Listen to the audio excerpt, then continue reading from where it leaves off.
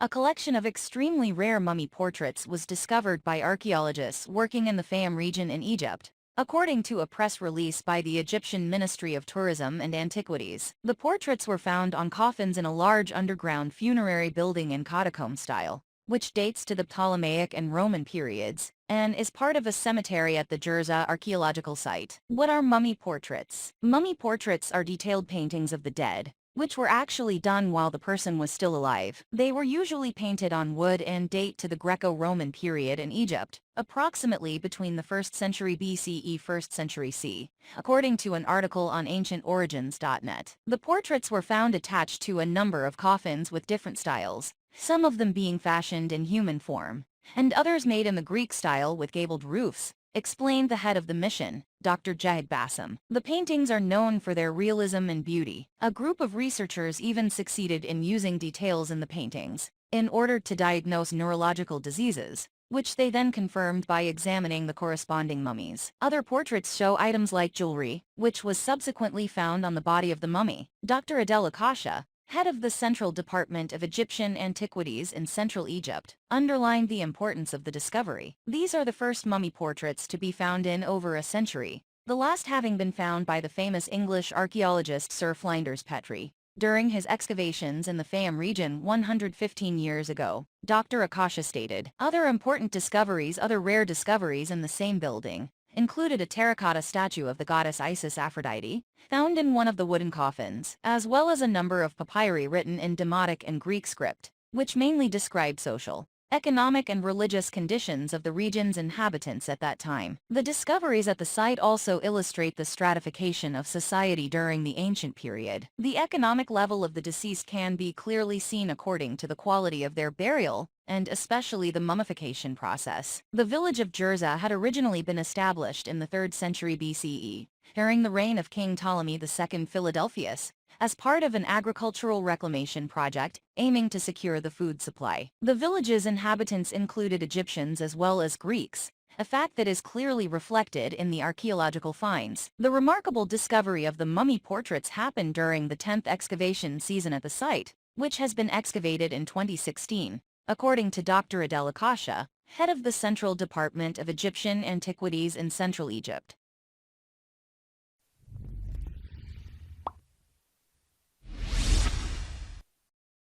Archaeologists who discovered the remains of 2 large ancient stone buildings at the top of a hill in Albania say they have now started excavating its highest point. According to research leader Professor Piotr Dicek, they have already uncovered the foundations of 2 extensive buildings. The original discovery of the lost city near today's Shkodër by the village of Bushit was made unexpectedly in 2018, when excavations first started. The new location for excavations was based on geophysical research from 2018, which revealed solid walls. During excavations, the researchers uncovered the remains of a large structure with an area of almost 20 by 12 meters. Next to it was another building of similar size, and a little further a slightly smaller one, 10 by 7 meters. Dicek said, the city was abandoned. There were no traces of its violent end in the form of damage and burning. After being abandoned, it eroded over the last approx. 2,000 years and its walls slid down the slopes. He added that it also served as a local quarry. The walls of many surrounding houses are built with cut large blocks from the archaeological site. Despite the erosion and human activity within the ancient city, archaeologists managed to find fragments of old ceramic vessels. Their analysis established that the hill had already been inhabited in the 2nd millennium BCE, and abandoned probably at the turn of the era or a little later. Inside the buildings, the researchers found fragments of amphorae, mainly from Italy, and dated to the 3rd and 2nd century BCE, as well as skyphoi Greek 2-handled deep wine cups. Dicek said, most of them are very small. In antiquity, such miniature vessels were either toys or cult items. It is difficult to determine the functions they had in this place. So far, scientists have not been able to determine the function of the discovered buildings. They believe that they are not similar to any other buildings in this area, which hinders their identification. But considering that they were exposed on the hill, they had to be prestigious. The buildings had solid, 90 centimeters wide foundations. Local raw material, conglomerate rock, was used. The builders did not use mortar. The roofs were covered with specially profiled Greek-style tiles. Dicek said, this means that they were not ordinary residential houses. In addition, they are in the dominant location in the city. We could make different guesses, but we have to wait for the results of further research. All data indicate that the discovered buildings come from the Hellenistic period, the end of the 3D, and the first half of the 2nd century BCE. In 2018, archaeologists uncovered solid, Cyclopean defensive walls, 2 gates with bastions and fragments of buildings. Scientists estimate that the fortress had an area of nearly 30 acres. The fortified city was located between 2 important Illyrian, present-day Albania, centers Skadra, the capital of Illyria, and the Greek city of Lissos. Perhaps it was Byzania, but archaeologists are still looking for convincing evidence to support this hypothesis. The city was described by a Roman historian, Livy 59 BCE 17 C, in the context of the battles between the Roman troops and the last Illyrian king, Gentius. The Albanian team leader was Dr. Samir Shpuza from the Institute of Archaeology in Tirana.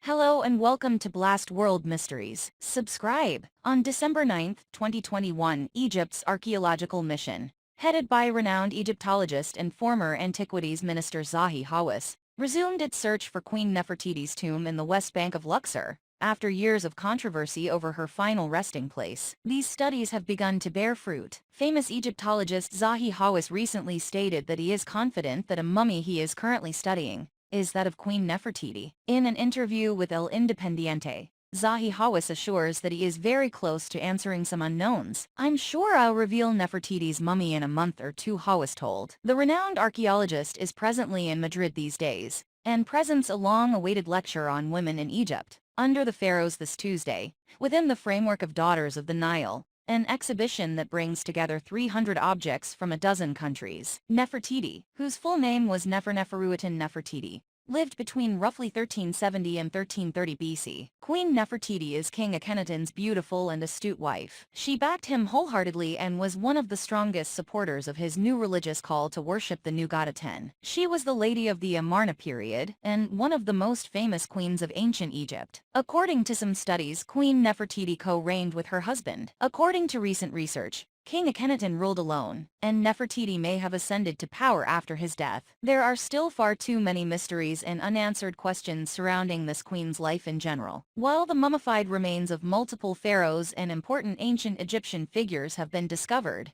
Nefertiti has yet to be identified. "I am still looking for 2 things: Nefertiti's grave and her body," Hawass said. "I really believe that Nefertiti ruled Egypt for 3 years after Akhenaten's death under the name of Smenkhkare. We already have DNA from the 18th dynasty mummies, from Akhenaten to Amenhotep II or III, and there are 2 unnamed mummies labeled KV21A and B," he said. "In October we will be able to announce the discovery of the mummy of Ankhesenamun, Tutankhamun's wife, and her mother, Nefertiti. There is also in tomb KV35 the mummy of a 10-year-old boy. If that child is the brother of Tutankhamun and the son of Akhenaten, the problem posed by Nefertiti will be solved. I am sure that I will reveal which of the 2 unnamed mummies could be Nefertiti," Hawass added. Despite being the subject of intense curiosity and investigation for more than a century, it is believed that there are still a staggering number of undiscovered mummies and treasures from ancient Egypt. "We have barely found 30% of everything that is underground. A few days ago a mission found tombs inside several houses in Alexandria," Hawass said. "Modern Egypt is built on the ancient, and that is why the heritage that remains hidden is immense." However, Hawass also pointed out that the main threat to the protection of Egyptian heritage is climate change. "There must be a center to control climate change and tourism," he said.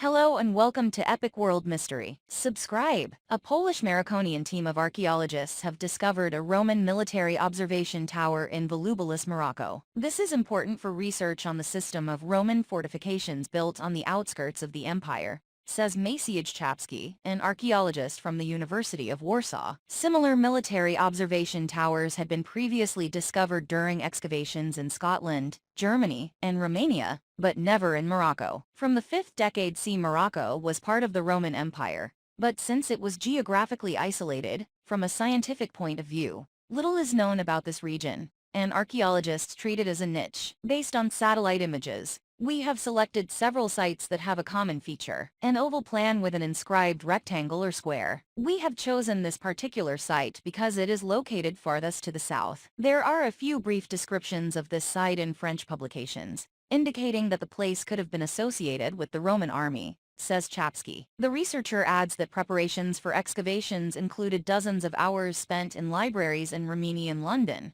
but this and the analysis of satellite images did not guarantee success. We were lucky to have started digging in the right place. Just a 500 to 600 meters shift of the starting point would have resulted in finding nothing. Our discovery is a significant contribution to the general state of research on the Roman limes. The system of Roman border fortifications, erected on the outskirts of the empire, especially vulnerable to raids, says Chapsky. Included amongst the find were the foundations and fragments of walls preserved up to a height of approx. 80 centimeters. A fragment of internal staircase and a fragment of cobblestones surrounding the building on the south side have also been preserved. The outer wall has not survived. Tile fragments are in a very bad condition. The researchers also found fragments of weapons and accessories of Roman legionnaires. We found fragments of javelins, nails from sandals of Roman legionnaires, fragments of ornaments typical for Roman military belts, says Chapsky. Until now, we had a very broad dating. We knew that there was a defense system of the Roman province between the 1st and 3rd centuries C. We want to narrow down the chronology and explain whether it was a single system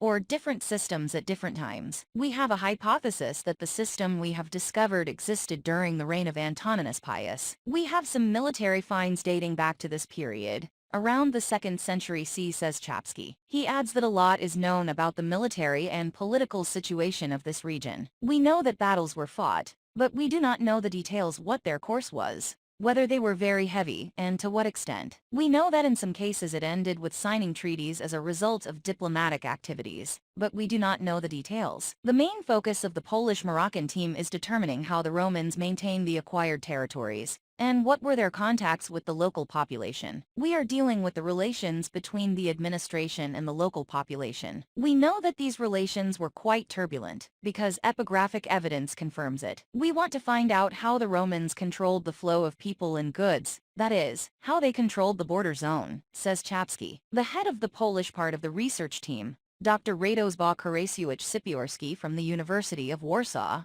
and the Moroccan team leader is Professor Amara Karas from the National Institute of Archaeology and Cultural Heritage, INSIP, in Rabat. The team consists of 10 people. In the near future, the researchers plan to complete the documentation and publish a report. Next year, after the end of Ramadan, they will begin field work at a different site. They hope to discover more towers, which would help to complete the concept of the Roman defense system. Next year, at the turn of May, we will dig at a different site. The discovery of another tower should be easier. We now know where to dig and what to expect, says Chapsky.